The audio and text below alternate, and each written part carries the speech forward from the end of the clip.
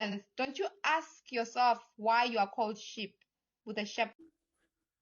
Vanakkam, you're not free until you are free from the colonizer's language and the colonizer's religion.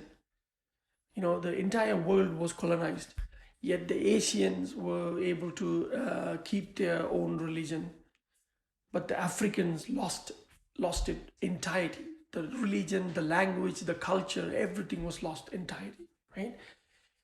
Like it is mind-boggling that you know in this day and era you still think there is a God after the all the sufferings you have guys gone through, right? Remember, the slavery was 400 years, and then the slavery, they made you impregnate other women, and so you get more slave babies. All this happened for 400 years, and generations, 5 6 generations passed. So it has enshrined in the DNA that now somehow the colonizer's God is going to save you, but the same God that enslaved you for 6 generations, right, for 400 years. Even like I see some people, some Africans say that, oh, Jesus is a black God, blacks Jesus, black God. Doesn't matter. Get over it. Even if it's your black's God or black's Jesus, he wasn't there for 400 years. He wasn't there to uplift you, right? The entire slavery was there. It is you that uplifted yourself, not Jesus or Allah or any other gods. There is absolutely no God. As natives, the Africans, the Asians, the South Americans, even North Americans, all the indigenous people, we believed in the nature.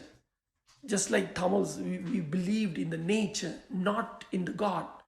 We believed water, earth, air, sun, all that, right? We believed in nature, not in any kind of gods. These are all fakes. The religion is a tool for colonizers to control, divide, conquer, and all that, right? They still fund these churches and mosques by the colonizers, right? They fund you through other means, and now you have no control over. And in the when you go to church or mosque, they preach about the colonizer's side and not the nature of the indigenous people. So all the gods is no gods. This is including Hinduism or any god. Like there's no god, there's no god at all. Because if there's God, the slavery wouldn't have happened. At least, okay, let's say even if it happened, he would have saved from slavery. For 400 years, it's generations, not just 1 2 generations, probably 6 generations, right? Now it's the mentality is, oh, I have to obey the God that put me in through everything I have been now. Like, all the resources lost, all the manpower lost, so much generations, my history, ancestors, all the history. I don't even know my history. Yet you're praying to Jesus, you're praying to Allah and all this. African nations there was no Arabs originally, right? It was just Africans. So how is this Islam or Christianity and all that came?